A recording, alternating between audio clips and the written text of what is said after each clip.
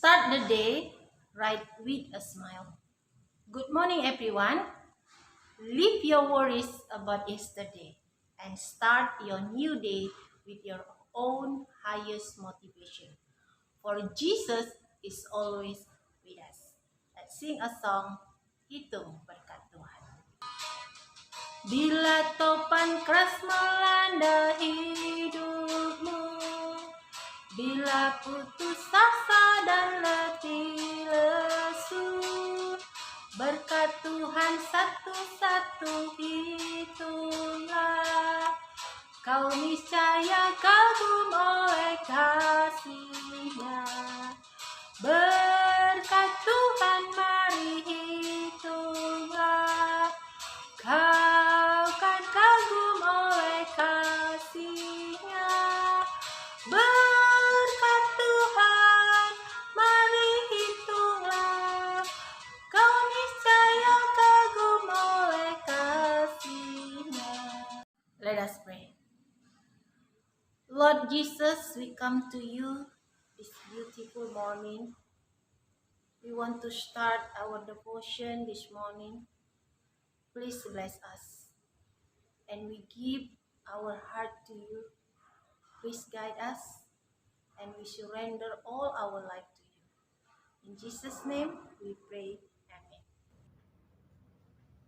Teman-teman, mari kita ucapkan taufan kita pada hari ini, yaitu diambil dari Yakobus 1 ayat 22. Tetapi hendaklah kamu menjadi pelaku firman, dan bukan hanya pendengar saja, sebab jika tidak demikian, kamu menipu diri sendiri. In English, James 1 verse 22. Do not merely listen to the word, and so deceive yourselves. Do what it says.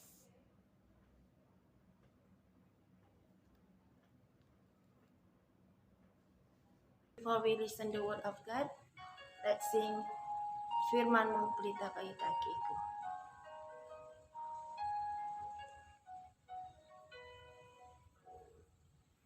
Firman-Mu pelita bagi kakiku, terang bagi jalanku. Firman-Mu pelita bagi kakiku, terang bagi jalanku. Waktu ku bimbang dan hilang jalanku, tetaplah kau di sisiku. Dan takkan ku takut, asal kau di dekatku, besertamu selamanya.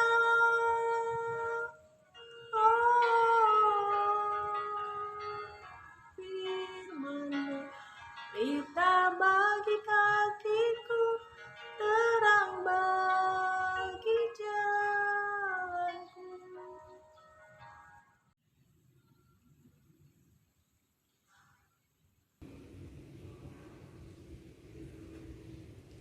Mari kita bersatu di dalam doa. Bapa kami yang ada di surga, terima kasih kami ucapkan kepadamu atas kesehatan dan nafas kehidupan yang masih Tuhan berikan kepada kami. Tuhan Yesus yang baik, sebentar kami akan mendengarkan firman-Mu. Tuhan, tolonglah kami, ajarilah kami, agar kami dapat memahami firman-Mu, dan kami Tuhan dapat menerimanya dan melakukan firman-Mu di dalam kehidupan kami. Terima kasih Tuhan, ini doa kami, hanya di dalam nama Yesus kami berdoa dan mengucap syukur. Amin. Anak-anak, firman Tuhan hari ini tertulis dalam Yohanes pasal 6 ayat 1 sampai 15. Sekali lagi Miss ulangi, Yohanes pasal 6 ayat 1 sampai 15. Di sini Miss hanya akan membaca ayat 7 sampai 11. Demikian firman Tuhan. Jawab Filipus kepadanya, roti seharga 200 dinar tidak akan cukup untuk mereka ini, sekalipun masing-masing mendapat sepotong kecil saja. Seorang dari murid-muridnya, yaitu Andreas, saudara Simon Petrus, berkata kepadanya, Di sini ada seorang anak yang mempunyai 5 roti jelai dan 2 ikan. Tetapi apakah artinya itu untuk orang sebanyak ini? Kata Yesus, suruhlah orang-orang itu duduk. Adapun di tempat itu banyak rumput, maka duduklah orang-orang itu, kira-kira 5.000 laki-laki banyaknya. Lalu Yesus mengambil roti itu, mengucap syukur dan membagi-bagikannya kepada mereka yang duduk di situ.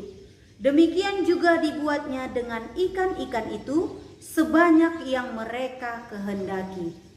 Anak-anak, tema firman Tuhan hari ini adalah Tuhan memperhatikan kebutuhan manusia. Melalui kebenaran firman Tuhan, kita mengetahui bahwa Tuhan menyediakan semua kebutuhan manusia. Saat Yesus pindah dari satu desa ke desa lain, kerumunan orang banyak sering mengikutinya. Semua orang senang mendengarkan perumpamaan-perumpamaannya yang luar biasa dan ajarannya.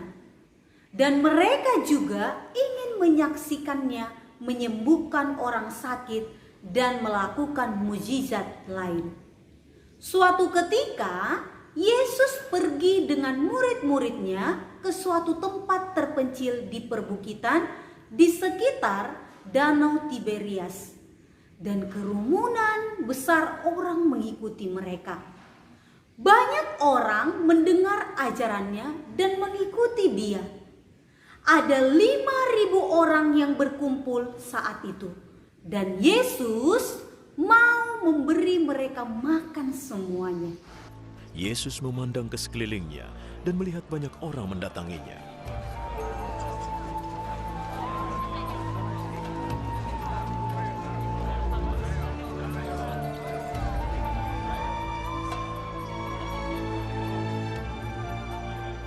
Di mana kita bisa beli makanan supaya semua bisa makan?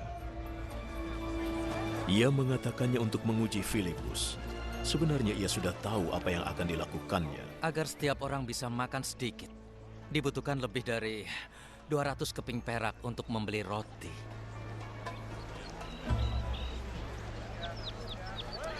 Murid Yesus yang lain, Andreas, saudara Simon Petrus, berkata, Di sini ada seorang anak laki-laki yang mempunyai 5 roti dan 2 ikan.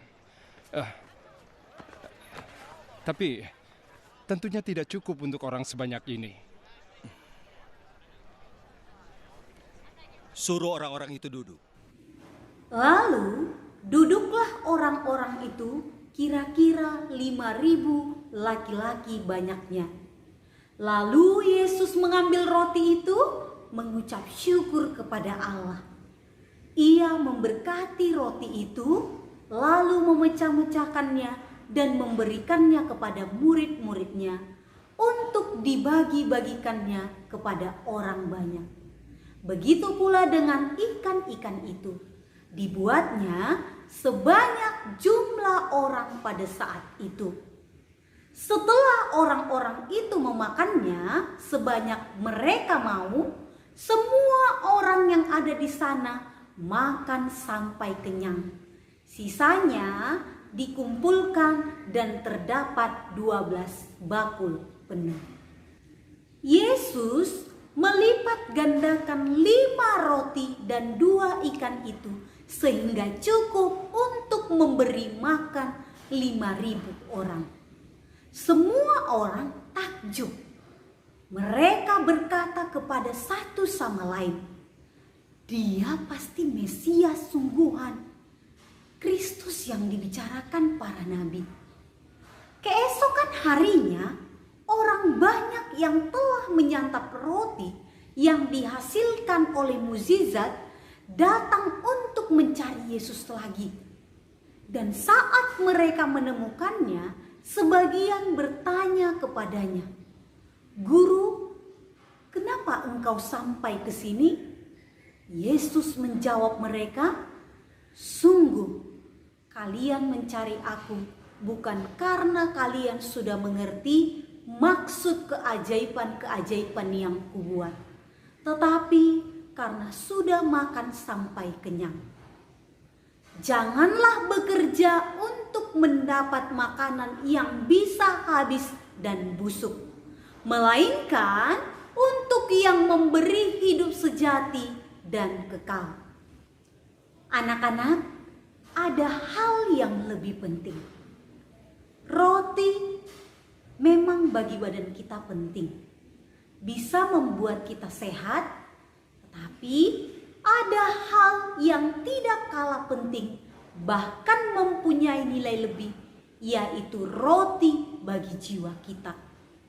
Yesus pernah berbicara tentang roti hidup. Apa artinya roti hidup? Roti hidup bukan roti yang bisa berjalan-jalan. Waktu kita lapar, kita makan roti dan bisa kenyang.